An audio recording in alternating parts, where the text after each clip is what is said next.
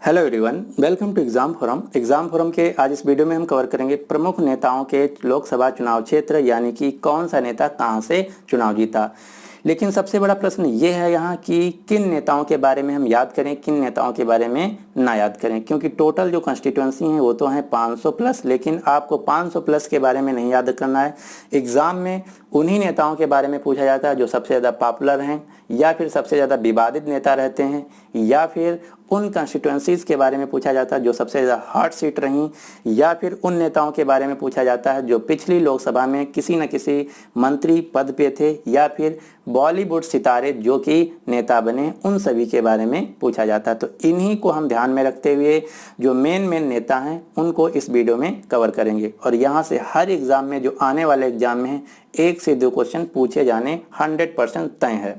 तो चलिए शुरू करते हैं वीडियो। सबसे पहला, भारत के प्रधानमंत्री नरेंद्र मोदी का चुनाव क्षेत्र क्या है। तो भारत के प्रधानमंत्री नरेंद्र मोदी ने चुनाव जीता है वाराणसी, उत्तर प्रदेश से। अगला है सोनिया गांधी। सोनिया गांधी का चुनाव क्षेत्र है रायबरेली, उत्तर प्रदेश।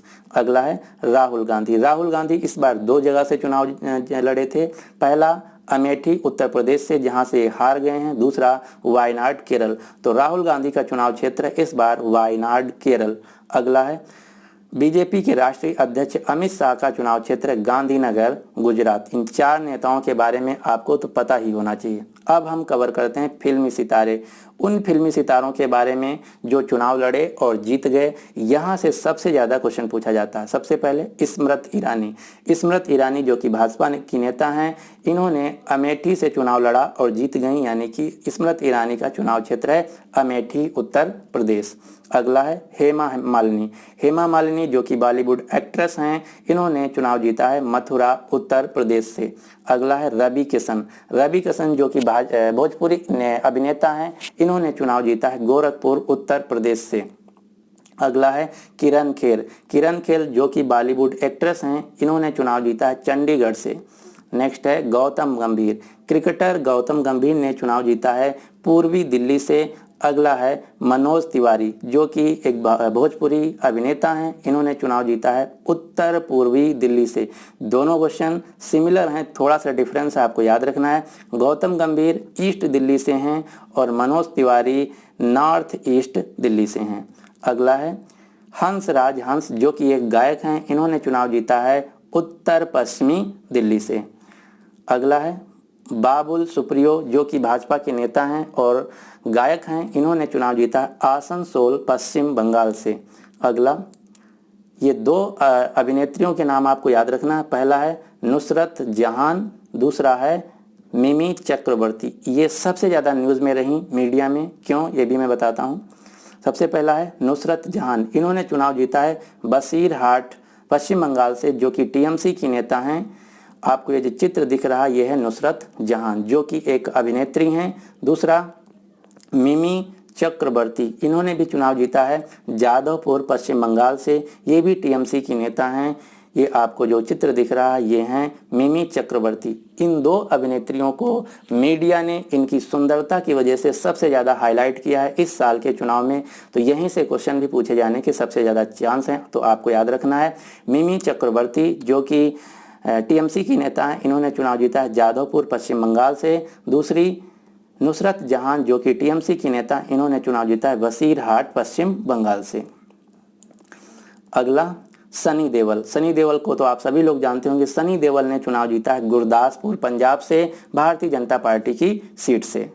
अगला, अब हम उन नेताओं को कवर करेंगे जो अपने अच्छे वचनों की वजह से सबसे ज़्यादा विवाद में रहते हैं। तो सबसे पहले साक्षी महाराज जो कि भाजपा के नेता हैं, इनका चुनाव क्षेत्र है उन्नाव, उत्तर प्रदेश। अगला आजम खान जो कि समाजवादी पार्टी के नेता हैं, इनका चुनाव क्षेत्र है रामपुर, उत्तर प्रदेश। अगला है गिरिराज सिंह।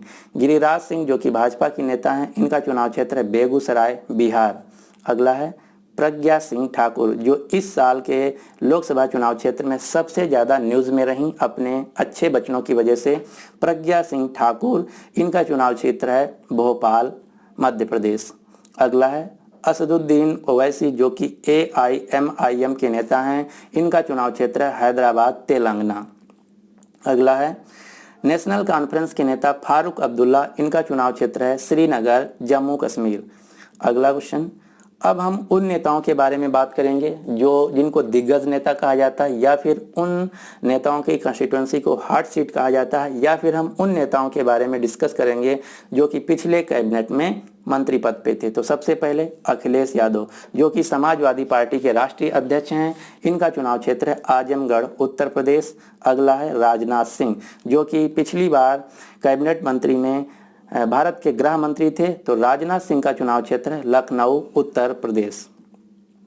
अगला है मुलायम सिंह, मुलायम सिंह जो कि समाजवादी पार्टी के फाउंडर हैं, इनका चुनाव क्षेत्र है मैनपुरी, उत्तर प्रदेश।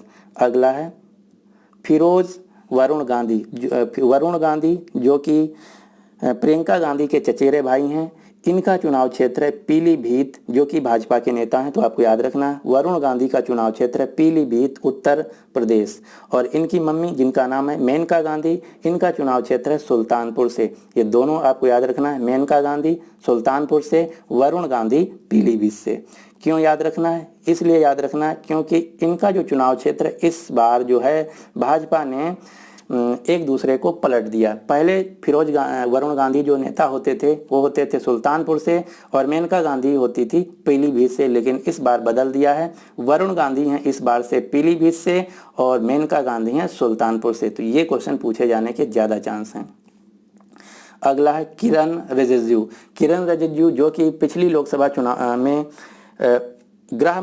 स्टेट कैबिनेट में गृह मंत्री थे। इनका चुनाव क्षेत्र है अरुणाचल प्रदेश से इन्होंने चुनाव जीता है। अगला है राधा मोहन सिंह जो कि पिछली लोकसभा में कैबिनेट मिनिस्ट्री थे, इन्होंने चुनाव जीता है मोतिहारी, बिहार से। अगला है भाजपा के नेता रविशंकर प्रसाद जो कि पिछली बार IT मिनिस्टर थे, इन्होंने चुनाव जीता है पटना साहिब, बिहार से। अगला है अनुराग सिंह ठाकुर जो कि भाजपा के नेता हैं, इन्होंने चौथी बार चुनाव जीता है हमीरपुर, हिमाचल प्रदेश से। अगला है कांग्रेस के शशि थरूर का जो चुनाव क्षेत्र है वो है तिरुअनंतपुरम, केरल। अगला है भाजपा के कद्दावर नेता नितिन गडकरी, इनका चुनाव क्षेत्र है नागपुर, महाराष्ट्र। अगला है हर्षवर्धन जो कि पिछली कैबिनेट में मंत्री थे, इनका चुनाव क्षेत्र है चांदनी चौक, दिल्ली। अगला है अकाली दल की नेता हरसिमरत कौर बादल, इन्होंने चुनाव जीता है भटिंडा, पंजाब से। अगला है भाजपा के नेता कर्नल राज्यवर्धन सिंह राठौर, इनका चुनाव क्षेत्र है जयपुर ग्रामीण। यहाँ क्वेश्चन ध्यान रखना है, इनका जो चुनाव क्षेत्र है जयपुर नहीं है, जयपुर ग्रामीण। जयपुर के नाम से दो हैं, एक जयपुर शहर, दूसरा है जयपुर ग्रामीण। तो राज्यवर्धन सिंह राठौर का जो चुनाव क्षेत्र है वो है जयपुर ग्रामीण।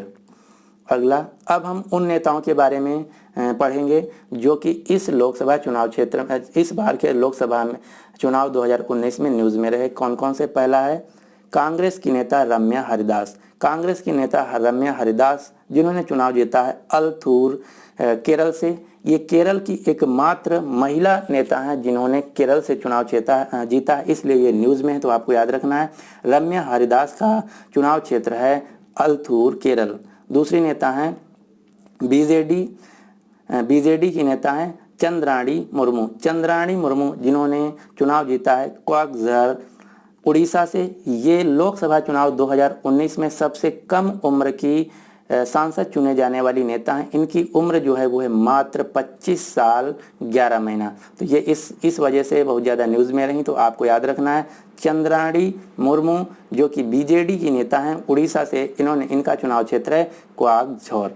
इतने नेताओं के बारे में अगर आप अच्छी तरीके से तैयार कर लेते हैं तो हम उम्मीद करते हैं कि इन्हीं नेताओं में से कोई ना कोई आपके एग्जाम में क्वेश्चन जरूर पूछा जाएगा। तो अब आपके लिए क्वेश्चन क्या है कि भाजपा के नेता नितिन गडकरी का चुनाव क्षेत्र क्या है या फिर इनकी कंस्टिट्यूएंसी क्या है। तो इस क्वेश्चन का जो सही आंसर है आपको नीचे कमेंट बॉक्स में देना होगा।